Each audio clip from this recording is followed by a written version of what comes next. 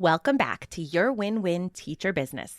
This is our business book club series, and today's book is called Obsessed, Building a Brand People Love from Day One. You're listening to Your Win-Win Teacher Business, a podcast for teacher authors who want to make a big impact in the world for teachers and students and have fun doing it. I'm your host, Janice Cook, here with a pep talk to start your week off strong. Some seasons of running a business feel hard and sticky, but it shouldn't feel like that all the time. Let's make your business a win-win together. Why am I sharing this book? I bet when I talked about brand and brand story, another famous book came to mind. I have read that book. I have read that book multiple times. We'll probably even talk about it on the podcast at some point. But there's a part of me that feels an opportunity to share some hidden gems. And I also want to amplify some female authors in this series.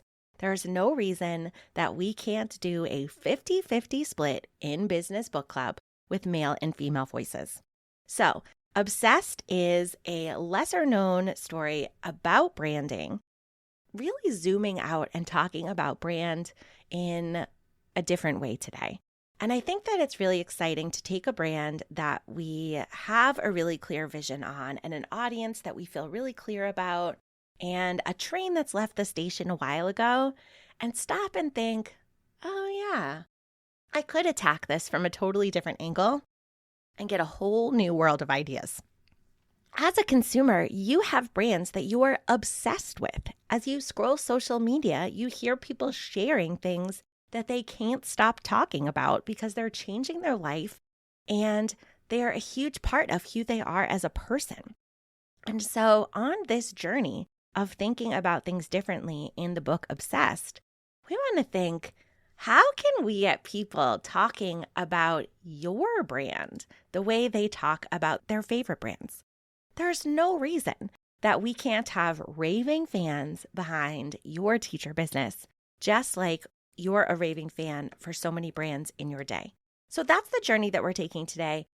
The reason this book stands out in the crowd is because it talks about modern brands. So this book is going to mention stores that you shop at and brands that you have on your shelves. And I think that's really exciting. This author worked to make some of those brands and knows the behind the scenes stories of A/B testing and places that they could have taken a left turn, but instead they took a right turn. And I think that we have a really special opportunity to kind of have a coffee chat with her through this book and learn so much and get curious about our own brand. Modern brands. Here's 3 examples that I have in my notes from the book. One of them was SoulCycle. SoulCycle focuses on your personal transformation, not the calories burned. That's so different from the experience you have in other health, wellness, diet, weight loss spaces. SoulCycle was focusing on the experience. They were focusing on you as a person. And that opened up a whole new category for them. So many people had exercise bikes in their home, but it's not the same as the in-studio SoulCycle experience. And so they were going to book a bike, commit to themselves, and show up for their favorite class and their favorite teacher and go have that transformational experience. Dry Bar. They weren't selling blowouts. They were doing so much more than just drying your hair. You can dry your hair at home. In fact, many days you probably do. Dry Bar's not selling blowouts. They're selling the happiness and confidence of a great hair day. They're selling a feeling. They're identifying the fact that some days you just need a boost. You just need to feel a little better to be able to take that big risk, to be able to show up and close that sale, to be able to go to that holiday event and feel like you're ready for the challenge and all the peopling and the new opportunities. They're selling a feeling. They're selling a transformation. They're not telling you about their signature process for drying your hair better than you can. That's not the game that they're in. They stand for something. They stand as a permission slip for you to indulge and treat yourself to that feeling as often as you determine you need it. And then the Casper Mattress Company, they were famous for opening up the category of mattresses you could buy by mail. What a tough thing to convince consumers is okay. And they did it by leaning into why sleep matters and not focusing on the tech and materials inside the mattress itself. They brought people out of that rushed and pressured showroom experience, and they allowed them to just test the mattress at home. In the showroom, you'd be lucky if you had 20 minutes with that mattress. At home, they let you test it for a generous 100 days. That's one of those heck yes moments where you're like, well, I guess that was my final objection. I guess I can't say no to that. I might as well just get the mattress here and test it out. At the beginning, they built brand awareness with a pop-up napmobile to bridge the gap between that laying on a mattress shopping experience that consumers were ready for and where they wanted to evolve the category to at the beginning when they didn't have any word of mouth proof, right? So it's so exciting in this book to think about brand in a new way through modern brands that you know and you see around you. And I always love to hear the story about the early decisions these brands made that really made them a hit. So in this book, when they talk about what do you stand for, this is one of the hardest things for me to think about in the world of teacher business. But let's think out of the box together. That's what we do here. Branding is what people can see, but brand is what people feel as they interact with your company. So what does your business stand for? What emotional connection can you and your customers share? If I buy something from your store, how can I feel connected to you and the brand at every step of my customer journey? These aren't quick and easy questions, but after I hear about how these questions transformed some of the modern brands I love so much, it really does make me want to go on a long walk and reflect on them. So the brands that we're obsessed with, people gush to their friends, and not just to sling an affiliate link. They enthusiastically share with others, even though they're not asked to. And that brand, that item, starts to weave itself seamlessly into their personality. They become brand loyal because it feels like their brand. It feels like they're a part of it. They used the why chain and they talked about their customer's problem and they kept asking why. Why does this matter? But why? But why? And in the book, they instruct us to dig deeper with that exercise until we get to death. So let's take an example through that in the teacher business space. You'll say, I sell worksheets. Well, why does this matter? Because the teacher needs something for their kids to do in the morning when they come into the classroom. Why? Because they need to take attendance and deal with emotional needs and communication and get organized. Why?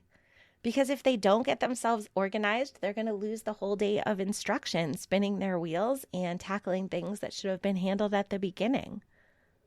And you just dig deeper and dig deeper. Why, right? Maybe if they can't get a handle on their classroom, then they're not going to have a job much longer. And why? If they don't have a job, they can't put food on their table and they die. I'm sure there's a longer path of why questions that gets there. But basically, you just keep going until you get to death and you can't go any further. And so worksheets are one example, but Drybar had to go through the same list of questions, and so did SoulCycle, and so did Casper mattresses, right?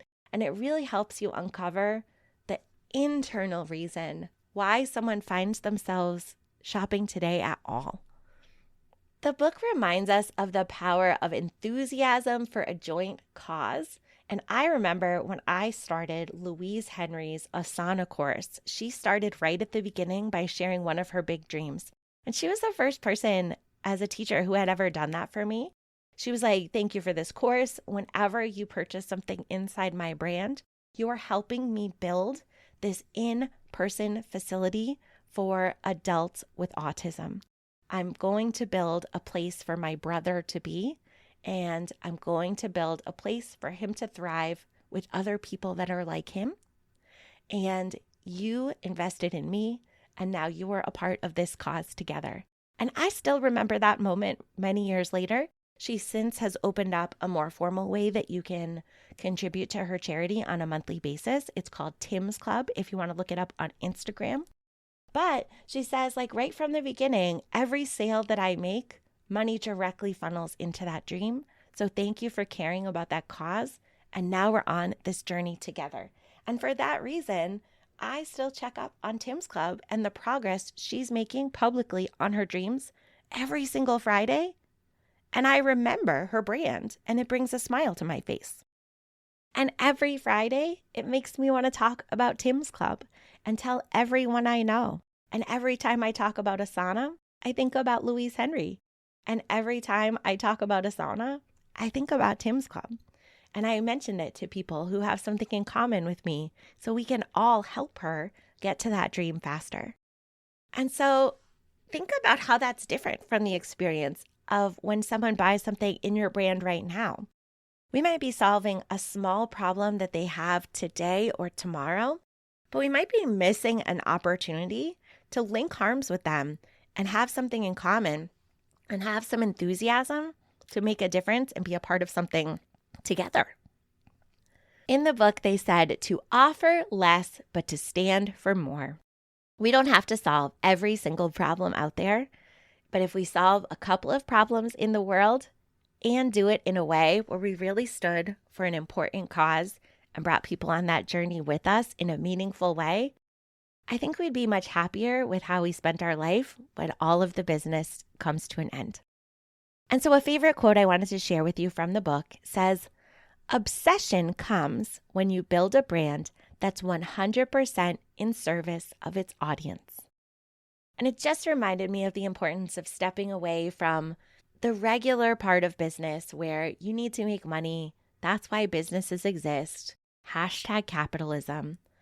But it's more exciting to wake up when you're really excited about the people you're serving and really connected to the problems that they've shared and the why that brings them to the search bar today. You become obsessed with solving their problem, and they become obsessed with seeing what you're going to come up with next. So that quote was really impactful for me. I love that the book talked about behind the scenes content because we know how important that is. I would say that when I'm on Instagram, I probably spend 85% of my time in Instagram stories. I want to know how your day was. We are Teacher Biz besties. I want to see the behind the scenes. I want to see every step of the way. I want to tap poll stickers and answer question boxes and really be in the room where it happens. I want to be a part of it. I want to be there for the ups and the downs.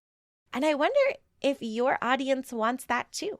I wonder if you share polished reels and polished branded photos and polished branded Canva graphics. But I wonder if they're just dying to see your face and who's creating the resources that they're using in their classroom and why you created them, and find out your story and what you have in common. People are so desperate for connection right now. The other way to think of behind the scenes is with transparency. When you use transparency about why you made the decisions you did, why you're only offering 2 languages, why you can't offer a discount on this platform, but you can offer a discount on the other, it just helps bring the customer and the business together. When we pull back the curtain and help them understand where we're coming from, they come along for the journey with us. We're getting rid of that us versus them grumbly friction. Modern brands know that they need to truly be part of the conversation. People buy from people. People don't buy from logos. People don't buy from brands. The brands that people are obsessed with, they probably have some story where they got to go on an Instagram live or a YouTube live or come to a focus group or meet the creator in some way. They got to be a part of more than just a Google Form survey, but they really feel like they're a part of the next product that's dropping because they got an opportunity to give some input and peek behind the curtain. So another quote I wanted to share, it said, brands create obsession by inviting their audience on a journey that has twists and turns, even cracks in the road, and it's a whole lot more exciting. So when I land on Instagram, I know that my day is not perfect and I am not perfect. If I go on Instagram and I see only perfect curated living rooms and only perfect curated moms and only perfect curated teachers, I'm not going to feel like I belong here. But if I see people just doing their best, going on the journey of the ups and downs of their day and problem solving and being flexible and pivoting, gosh, that's a lot more relatable. And that's a story I want to continue to tune into, because their life seems like mine, and it seems like real people running a real business the real way. And I think that's a big secret when I think about the brands that I love to follow. They do allow me behind the scenes. Maybe not every day, but I bet I can pinpoint memories of times they did it. I know it really matters for me. And then the last point I was glad this book mentioned was community. We crave community more than ever. So when we appeal to a small, loyal crew, rather than trying to solve every single problem for every single person, we have an opportunity. We have an opportunity to connect with the right people from the start. And instead of accounting for every need, preference, and problem, we can go deep with that small group of people, really get to know them, and solve a big problem that's specific to them. Maybe a problem that was never important enough for another brand to take interest in and care for. We could solve that problem for them. The book did a deep dive into different types of creative loyalty programs, and that really got my wheels turning. I think you'll really enjoy that section of the book. It's time for us to think beyond what we see our competition doing and really take cues from other businesses and brands that we love being a part of. How can we incorporate that into our own brands? Every person in the brand story matters.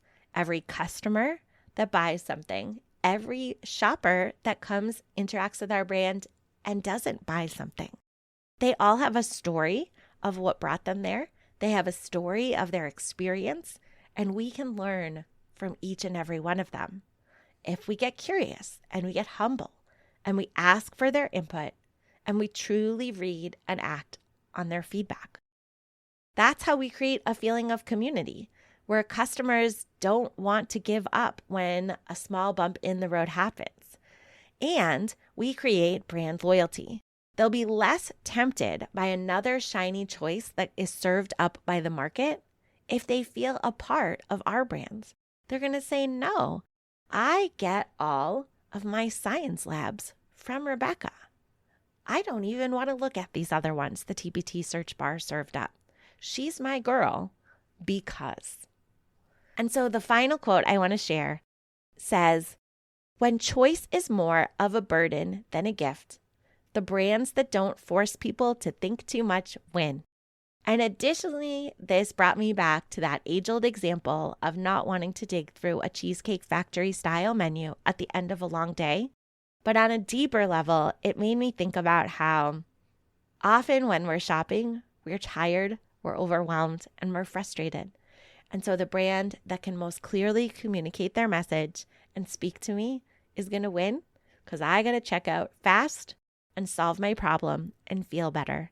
I'm probably on my absolute last nerve and brain cell when I'm shopping.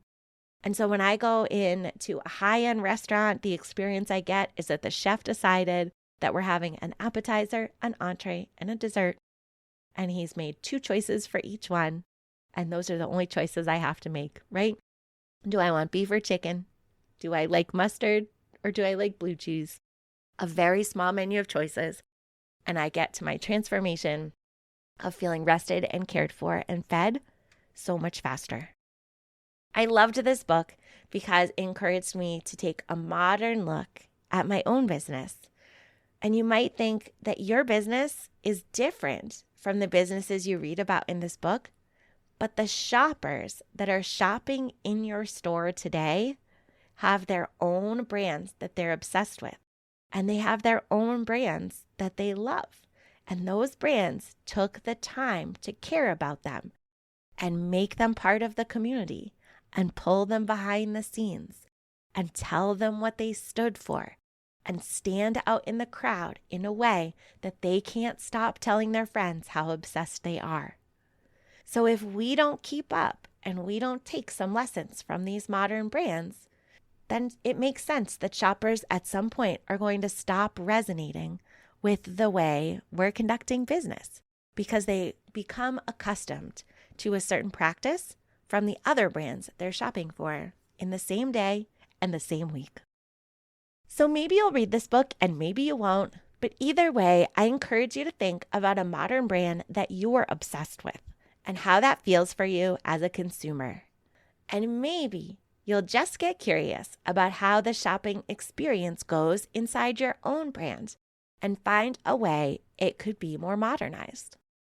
If you need a sounding board as you unpack what this might look like for your teacher business, you know where to find me. Thank you for letting me share this favorite book from my bookshelf today. The customers interacting with your brand are surrounded by modern brands each and every day.